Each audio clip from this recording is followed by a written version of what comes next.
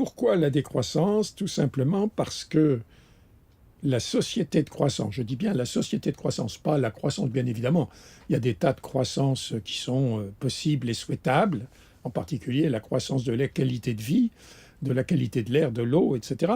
Mais nous vivons dans une société de croissance, c'est-à-dire une société qui est phagocytée par une économie de croissance et une économie qui a absorbé le social et qui n'a pour seul fondement la croissance pour la croissance. Alors, croissance de quoi? Croissance du produit intérieur brut. Qu'est-ce que c'est que le produit intérieur brut? C'est tout simplement la transformation des ressources naturelles en marchandises grâce à la consommation d'énergie. Une croissance illimitée, une croissance infinie suppose donc des ressources infinies et une énergie infinie.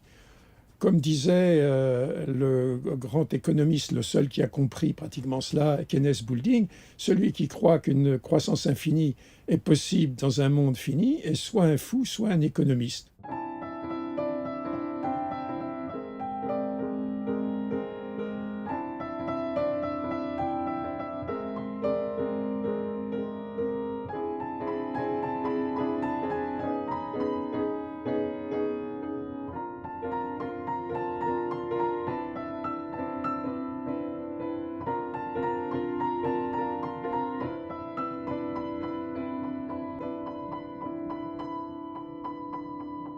Alors, nous savons tous qu'il existe des étoiles mortes. Et hier, dans Libération, je voyais un article, on vient de découvrir une nouvelle galaxie qui nous envoie sa lumière.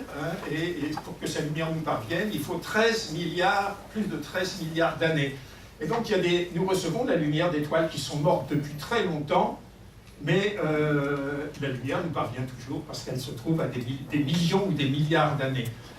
Eh bien, il en va ainsi de la croissance et du développement. Les conditions écologiques et historiques qui les ont rendues possibles, et en particulier qui ont rendu possible les 30 Glorieuses, 45-75, ont disparu sans qu'on s'en aperçoive, probablement dans les années 70, avec ce qu'on appelle la fin du Fordisme. Mais nous ne nous sommes pas aperçus, d'autant plus que grâce à la magie du responsable du fonds de réserve américain, Alan Greenspan, on a réussi à prolonger la fiction de la croissance pendant encore une trentaine d'années. Maintenant, ça n'est plus possible. Alors, nous vivons toujours dans l'imaginaire de la croissance et du développement. Le fait que je dise la croissance et le développement ont disparu comme les étoiles, ça ne veut pas dire pour autant que la société de croissance est disparue. Au contraire, la société de croissance, c'est-à-dire le capitalisme, il n'est pas mort, loin de là. Et ça, c'est terrible. C'est terrible parce que, pour paraphraser la grande philosophe Hannah Arendt, je dirais qu'il n'y a rien de pire qu'une société de croissance sans croissance. Et c'est précisément ce que nous sommes en train de vivre, ça s'appelle l'austérité. L'austérité, ce n'est pas du tout la frugalité joyeuse préconisée par Ivan Illich. L'austérité, ça veut dire que les riches continuent à consommer, ça très bien, mais les pauvres, eux, c'est la misère. C'est-à-dire carrément, c'est tous les budgets sociaux qui sont coupés, c'est le chômage de masse qui est une catastrophe, c'est la taille de tout ce qui fait la qualité de la vie, les budgets sociaux, d'éducation, de la culture, etc. C'est ce que nous sommes en train de vivre et c'est ce que nous allons vivre si nous ne sortons pas de cette société de croissance. Une des sources de la décroissance, la source la plus directe, c'est Nicolas Georgescu-Roegen, ce grand économiste et physicien d'origine roumaine qui a fait une partie de sa carrière aux États-Unis, qui a même été ami de Samuelson, de Schumpeter. Bon, il était assistant de Schumpeter. Et puis qui est, comme il avait une formation physicienne, etc., tout d'un coup, il a eu cette révélation que les économistes avaient construit une science sur le modèle de la mécanique de Newton, avec des lois réversibles, un univers réversible, abstrait, mais qui n'avait rien à voir avec la réalité. Que finalement, la vie économique réelle ne se déroule pas dans l'abstrait, n'est pas réversible, elle se déroule dans une planète qui obéit à des lois physiques, et en particulier aux lois de la thermodynamique. Quand vous avez brûlé votre pétrole dans la voiture, vous l'avez pu pour faire marcher la voiture. il y a bien sûr, on passe d'une basse entropie à une haute entropie. Les ressources naturelles qui sont utilisées par l'activité humaine ne sont plus, pour pouvoir les réutiliser à nouveau, il faut les recycler, il faut additionner de l'énergie. Alors nous avons effectivement, la Terre n'est heureusement pas un système fermé, c'est un système ouvert. Nous recevons une énergie gratuite du Soleil, encore pour 3 milliards d'années, semble-t-il. Donc ça, il faut en profiter au maximum, mais nous brûlons beaucoup plus, nous brûlons en un an ce que la planète a mis des millions d'années à faire et qui ne se retrouvera plus. Nous avons tous les moyens de vivre mieux en changeant de système. Seulement, nous sommes drogués. Et le propre de la drogue, c'est que le drogué, il sait très bien qu'il se détruit. Même un fumeur sait qu'il prend des risques d'avoir le cancer, etc. Il sait très bien que s'il arrivait à se libérer de sa drogue, il vivrait mieux. Mais il n'a pas le courage de renoncer. Il y a une espèce d'esclavage de la drogue. Nous sommes devenus des esclaves du consumérisme. Nous n'avons pas le courage de rompre les chaînes, même si nous savons, au fond de nous-mêmes, que nous vivrions mieux si l'on vivait autrement. Le message, finalement, le pari de la décroissance, il est double. C'est-à-dire nous devons sortir de la société de croissance parce qu'elle n'est pas soutenable. Ça ne peut pas durer. Ça a été possible, ça ne le sera plus. Il faut s'en faire raison. Mais tout bénef, on vivrait mieux si on vivait autrement, parce qu'on vit comme des cons. Je vois en ce moment, on voit quelle est la société dans l'histoire humaine où des enfants de 9 à 10 ans se suicident? Société où le stress, depuis 20 ans ou 30 ans en France, a été multiplié par 7, où les dépressions nerveuses deviennent une maladie de masse.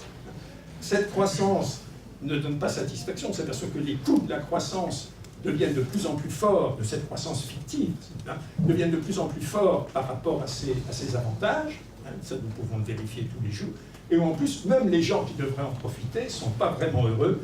Nous en avons maintenant un indice très intéressant, alors je terminerai là, puisque vous ne laisserez pas aller plus loin,